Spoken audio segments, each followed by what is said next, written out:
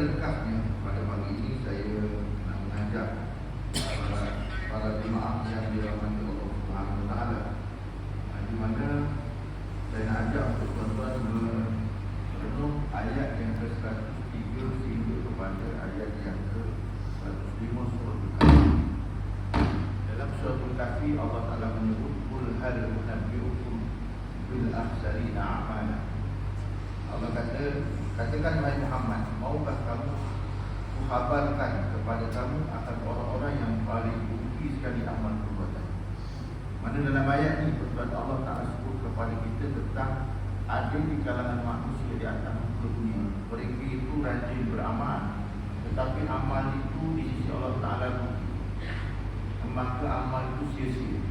Maknanya ada satu kelompok manusia di atas muka dunia, mereka itu rajin beramal, maknanya beramal itu memang rajin, tetapi Allah Ta'ala sebut dalam Al-Quran mereka itu tergolong dalam orang yang bil aksarina amalan. Amalannya maknanya kerja kuat-kuat tapi penat. Jadi golongan ini disebutkan oleh Allah Ta'ala. Siapa dia tu kan? Dalam ayat Quran menyebut alladzina dhalla sa'yuhum fil hayati dunya wa yahsabuna annahum yuhsinuna sun'a, yaitu orang yang telah sia-sia amal usahanya dalam kehidupan dunia, sedang mereka menyangka bahawa mereka sentiasa betul dan baik pada apa saja yang mereka lakukan. Maksud dia, ada kelompok orang atas muka dunia, dia beramal dan dia sangka amal betul, amal dia betul, dia menyangka amal betul, tetapi amal itu bila ditimbang ataupun bila diperiksa balik mengikut apa yang disebutkan oleh Allah, amal itu tak betul. Siapa di golongan ini? Maka dalam Quran kata ulaikal ladzina kafaru bi ayati rabbihim wa liqa'ihi fala ta'malu wa la nuqimu lahum yawmal qiyamati wazna. Maksudnya mereka itu adalah golongan orang-orang yang mengingkari ayat-ayat Allah. Itu dia jenis orang yang beramal tapi amalannya itu ditolak oleh Allah, amalannya rugi. Mereka itu ialah orang-orang yang mengingkari ayat-ayat Allah dan hari pertemuan dengan. Kalau kita tengok dalam beberapa ayat lain yang disebutkan oleh Allah Subhanahu Wa Taala, dia kata orang-orang yang rugi dalam amalan ialah orang yang menolak ayat-ayat Allah. Jadi maksudnya macam mana tu tak? Maksudnya ini senang kita. Masjid dia begini, semayang buat, berjamaah buat, puasa buat, zakat buat. Maknanya kerja-kerja yang diperintahkan Allah Taala dibuat, tapi amalannya ditolak oleh Allah. Punjanya kenapa? Mereka engkar pada ayat-ayat Allah, mereka menolak ayat-ayat Allah, mereka menolak ayat-ayat Allah. Sebab ada juga jenis orang tuan-tuan, dia boleh terima semayang, buat semayang dia boleh terima, buat puasa dia boleh terima, buat zakat dia boleh terima, buat pergi haji dia boleh terima. Kenapa? Amalan itu adalah amalan yang majoriti orang buat. Tetapi kalau kita tengok balik, Islam yang dibawa oleh Nabi, yang diperintahkan oleh Allah Ta'ala Al-Quran, dia bukan sekadar 5 perkara itu, bukan sekadar mengucap semayang, puasa, zakat dan haji. Islam tu apa ni? Islam tu apa yang ada terkandung dalam Al-Quran. Jadi bila kata Al-Quran itu menyebut ayatnya 6,236 ayat. Ayat Quran itu ada 6,236 ayat. Dalam satu riwayat demikian. Maknanya kefarduan Allah Ta'ala itu banyak, bukan sekadar 5 perkara itu, bukan sekadar. Ada orang dia boleh semayang, ada orang dia boleh puasa, ada orang dia boleh zakat, ada orang dia boleh haji, tapi bila diajak untuk ikut hukum Allah Ta'ala, dia tak nak, menolak. Sebab ayat ini dikata kafaru bi ayati, mereka kufur dengan ayat-ayat Allah. Bila kata ayat-ayat Allah Ta'ala itu maknanya Al-Quran keseluruhannya. Ayat Quran ada cerita sebut buat semayang, ayat Quran ada cerita sebut buat puasa, ayat Quran ada cerita sebut buat zakat, ayat Quran ada cerita sebut buat haji.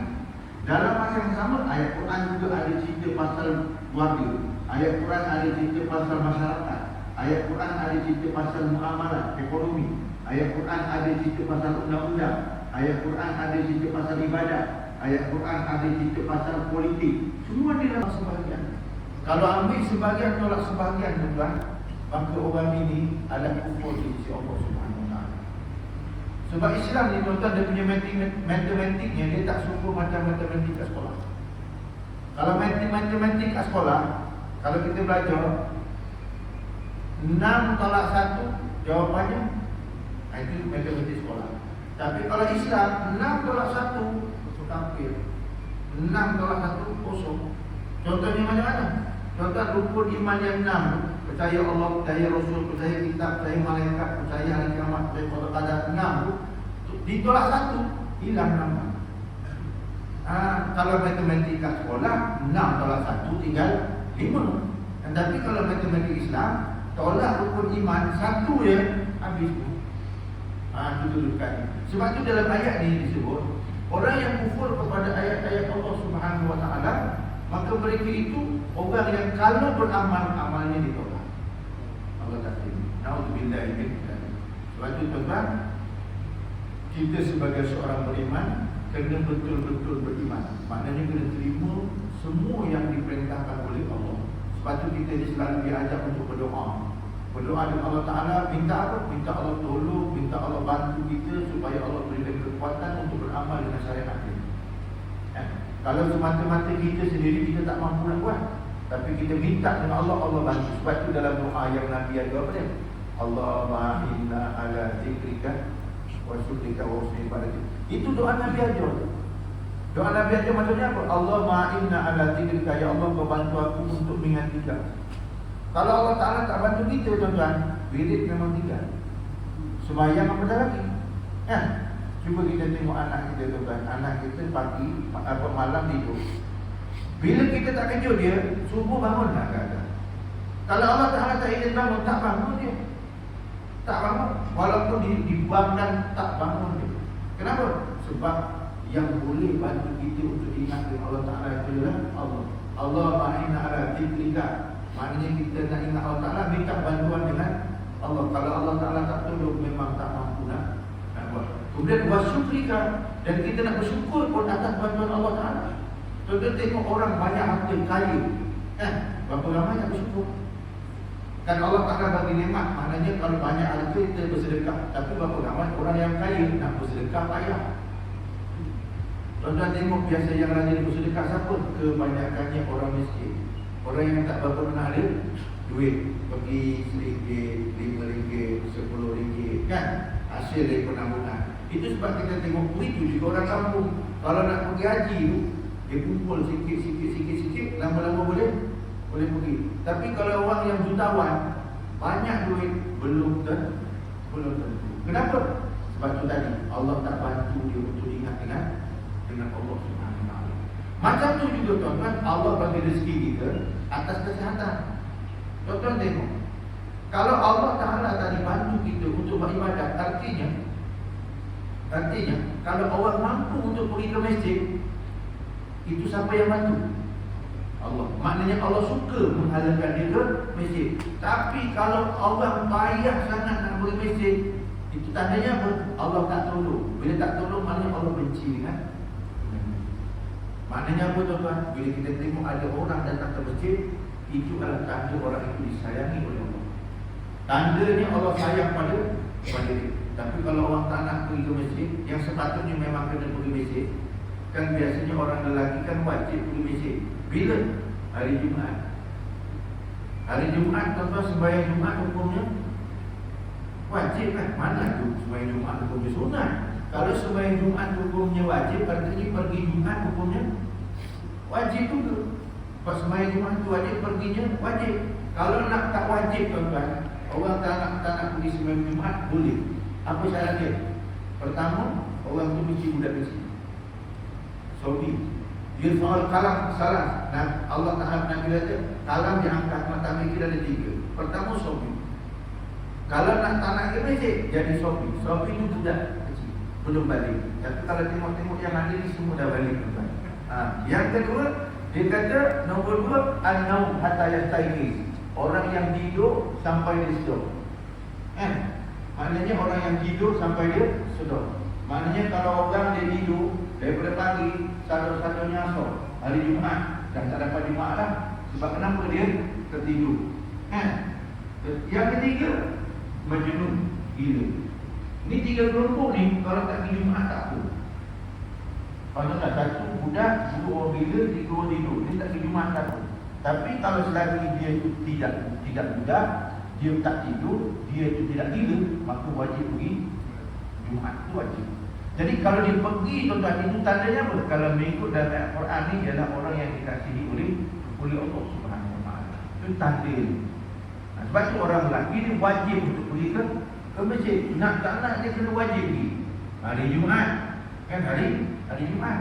Lebih-lebih lagi kalau dah hari Jumaat dia mampu pergi, dia pergi pula hari-hari selain Jumaat sembahyang berjemaah. Kenapa? Sebab Nabi kata macam ni. Ma min badwin wala qaryatin tuqamu alaihi jama'ah in istahwadha alaihi syaitan. Mana-mana sebuah kampung ataupun sebuah kampung atau sebuah dusun yang tidak didirikan sembahyang berjemaah, maka ketika itu istahwadha alaihi syaitan, maka syaitan akan mengeraskan hati-hati mereka. Jadi manakala kampung, kalau tak suka kampung surau masjid yang tak disembahyang berjemaah, tandanya apa? Syaitan menguasai hati orang kampung. Jadi keras jadi keras. Jadi kita ni sebagai orang Islam kena ingat apa yang disebutkan oleh Allah Subhanahu Wa Taala. Kita nak amal kita tu betul, kita jangan tolak ayat-ayat Allah. Jangan tolak. Sama ada kita senang ataupun susah, kita terima. Sebab mentaati Allah dan mentaati Rasul tanpa kita membangkang ataupun kita mengkritik ataupun kita tak suka, kita terima. Sebab itu perintah daripada Allah. Sebab itu dalam ayat ini kita jangan tertipu. Tertipu macam mana? Ada jenis orang, dia boleh semayang, dia boleh puasa, dia boleh pergi sembahyang Jumaat, tetapi bila cerita bab yang lain daripada apa yang disebutkan oleh Allah, maknanya ada dalam Al-Quran, dia tak nak terima. Itu tadi kat saya sebut tadi, ada orang boleh terima semayang, tetapi bila ajak kepada hukum Islam, dia terima. Ada. Tuan-tuan, cuba tuan-tuan tengok. Kadang-kadang kita tengok masyarakat kita lah orang Melayu. Bila kita kata semayang, boleh, tapi ajak kepada hukum hudud, dia kata mana boleh tak masyarakat macam ni.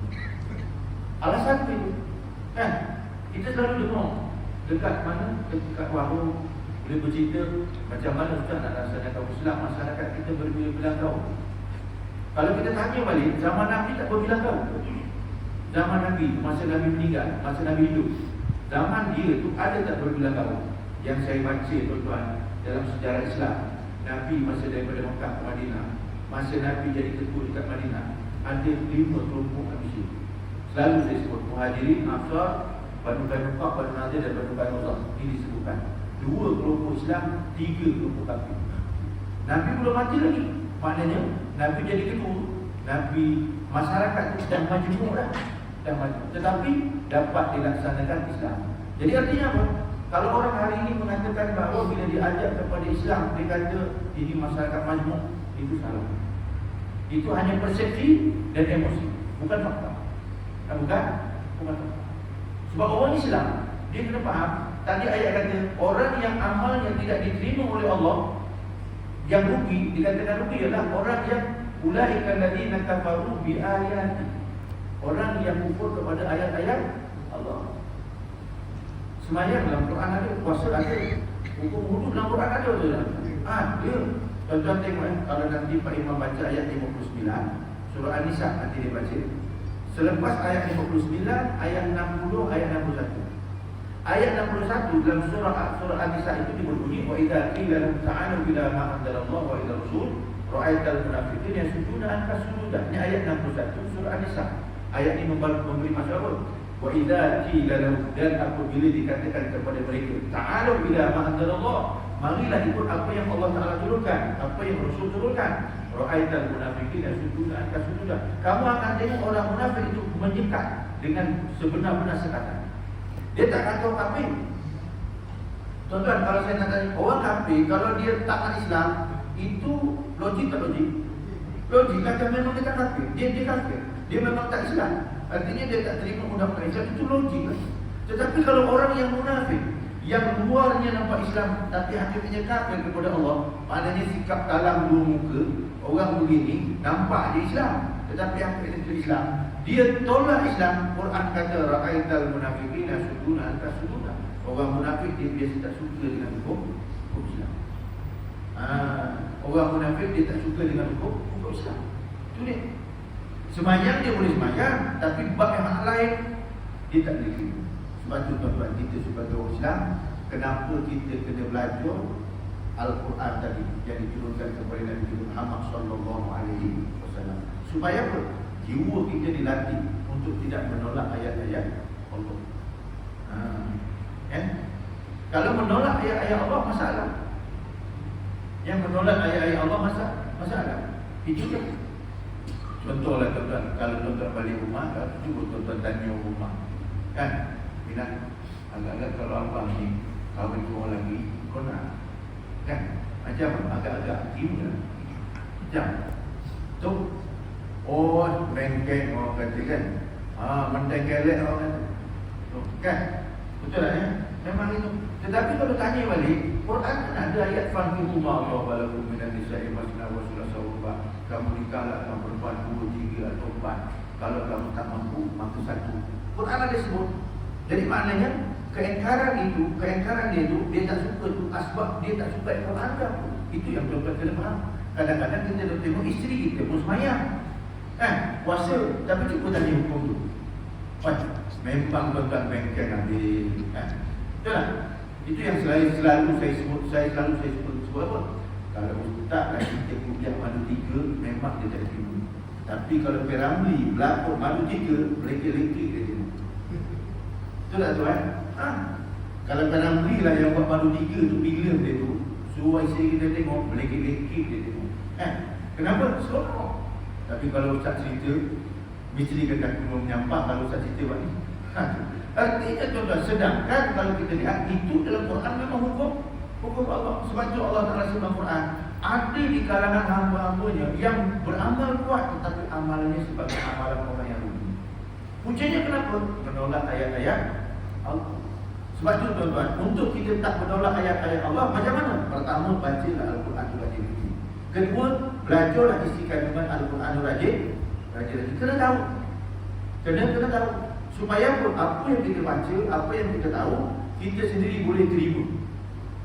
Kita sendiri boleh terima. Macam contoh, tuan-tuan kita dah tengok macam dulu lah tuan-tuan, masa muda-muda. Itu masa muda-muda, bila orang rumah kita tu kita kenal, dia bagi surat kat kita, kan? Masa kita baca surat tu rasanya macam mana tu? Ni dulu masa muda-muda bakal bini tu dia bagi surat kat kita. Kita pun baca surat tu, agak-agak masa tu rasanya macam mana? Bukan seronok aja, masa baca tu terasa, jiwa tu terasa.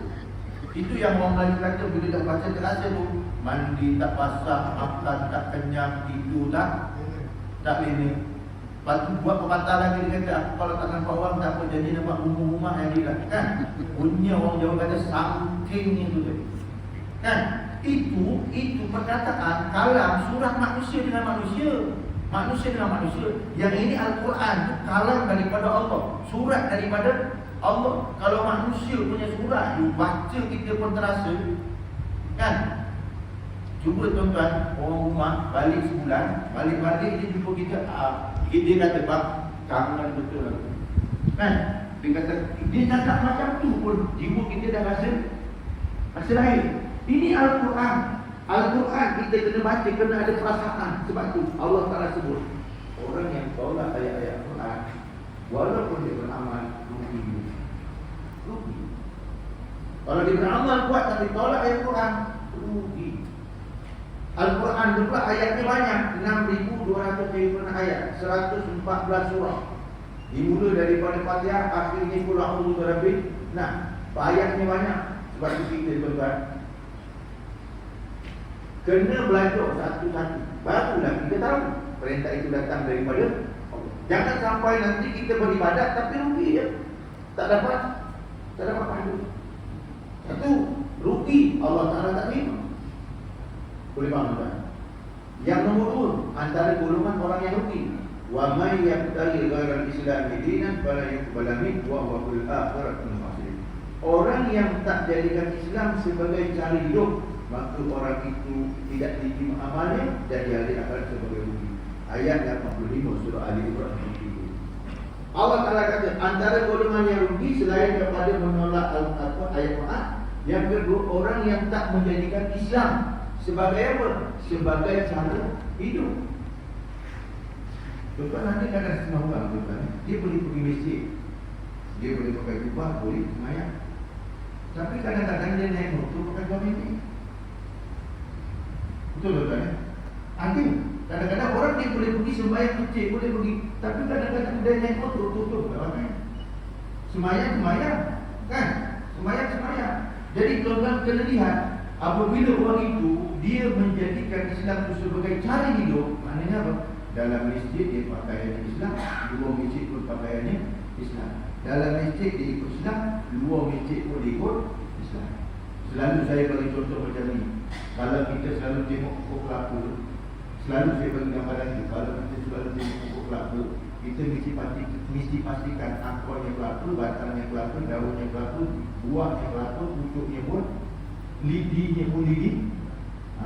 Kita takkan jumpa akor kelapa, batang rambutan, pokok kelapa, daun kelapa, buah rambutan, pucuk kelapa. Kalau orang ada macam tu, kita nak panggil pokok tu.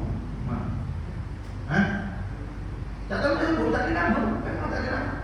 Mana ada begitu tuan-tuan? Pokok tu kalau kelapa daripada akor sampai ke ujung ialah kelapa. Artinya yang saya gambarkan, kalau Islam tu daripada akor sampai pucuk dia Islam. Kalau Islam tu dalam masjid, luar masjid pun Islam. Kalau Islam tu daripada lahir sebagai anak orang Islam, sunat orang Islam, berkahwin cara Islam, mati pun cara Islam. Kan? Maknanya daripada kecil sampai ke mati cara Islam. Jadi artinya di luar masjid pun Islam, dalam masjid pun Islam. Cara hidup tu sebagai Islam, luar pun cara sebagai orang Islam. Mana mungkin tuan-tuan kita sebagai Islam, tiba-tiba keluar kita caranya tak cara Islam. Faham?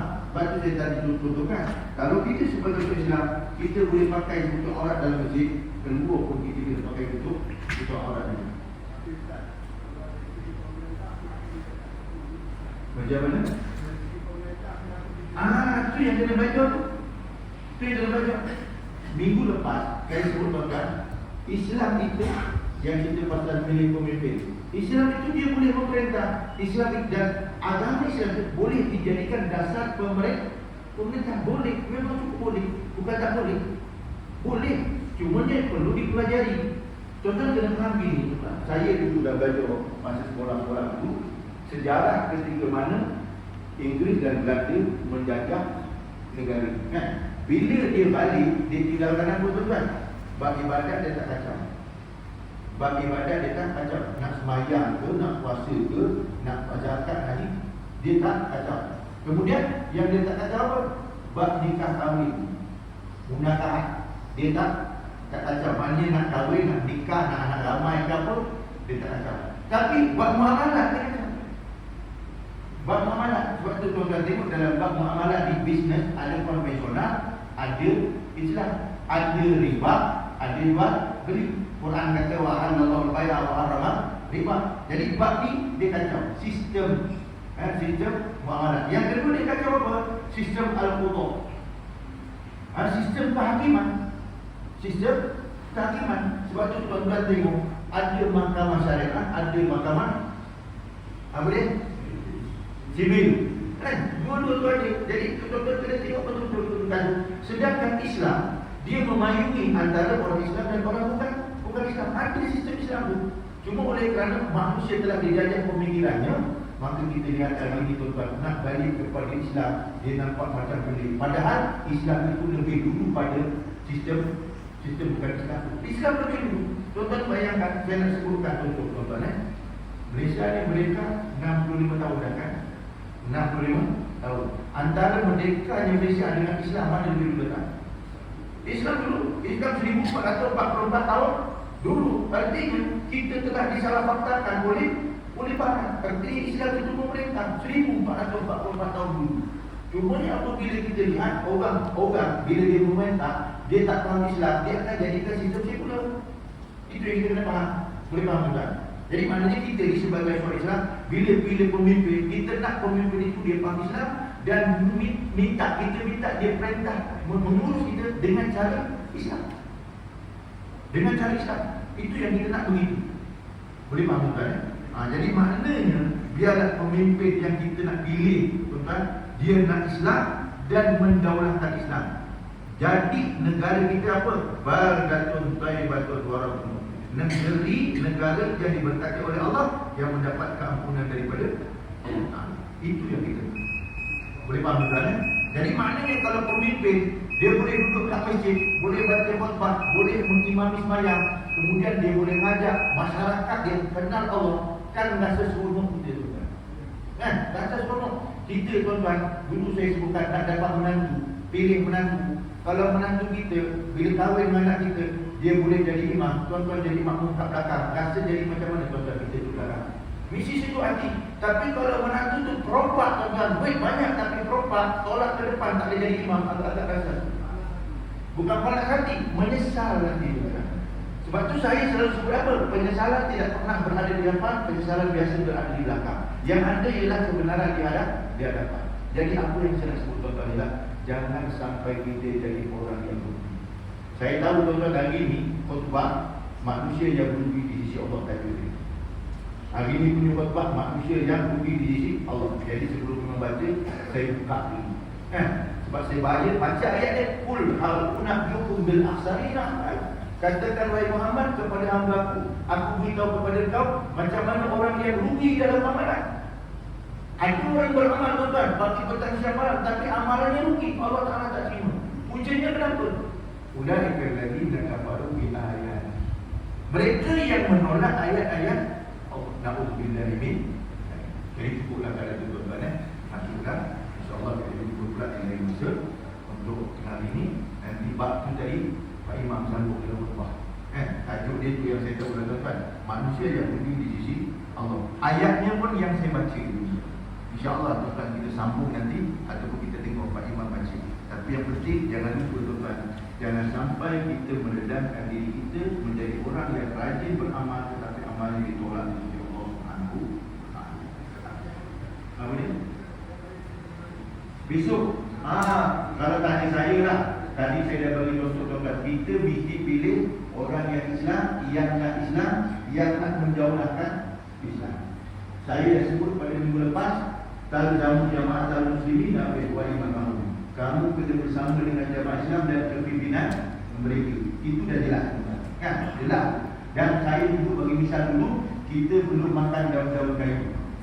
Minggu lepas, kalau tuan-tuan ingat, ada saya punya live, tuan-tuan tengok saya punya live. Dan saya kata kita masih, maknanya apa? Zaman kita ni ada jamaah Islam. Siapa yang bergabung dengan jamaah Islam, tuan-tuan? Itulah yang kita pilih. Kalau ditanya saya, itulah kita. Kan ijtihad zaman masa sekarang. Sebab ijtihad itu, tuan-tuan kena tahu, ijtihad dia boleh berubah tengok keadaan. Kalau keadaan itu memerlukan. Disebutkan al-fatwa yang tabayyanu di tengah zaman wal makan wal uruf wal alam. Fatwa itu kan berubah masa, tempat dan keadaan dan alam. Jadi sekarang ini ulama-ulama berijtihad, maka apa yang perlu ialah kita kena bersama dengan jamaah Islam, orang Islam yang nak Islam itu didaulahkan. Saya sebut, tuan-tuan, selalu saya sebut penghujungnya ialah Melayu dengan Islam ada tak beza? Melayu dengan Islam ada tak beza? Ada beza. Melayu tu bangsa, Islam tu kaum. Jadi artinya kalau orang Melayu menjadikan Islam itu sebagai pakaian, okey. Tetapi kalau orang Melayu dia tak jadikan Islam sebagai pakaian, no. Bersama. Macam tadi saya kata, menantu kita kalau ustaz dah jadi imam, kita kata sejuk. Tapi kalau menantu kita berompak, kita sendiri pun menyesal. Jadi tuan-tuan teringat, menyesal dulu pendapatan, menyesal kemudian tak guna.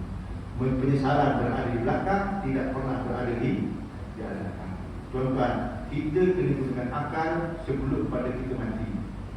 Sebelum pada kita mati. Orang yang mati, tuan-tuan, dalam Quran terlalu ramai yang menyesal. Janganlah kita, tuan-tuan, belum mati dan menyesal ini.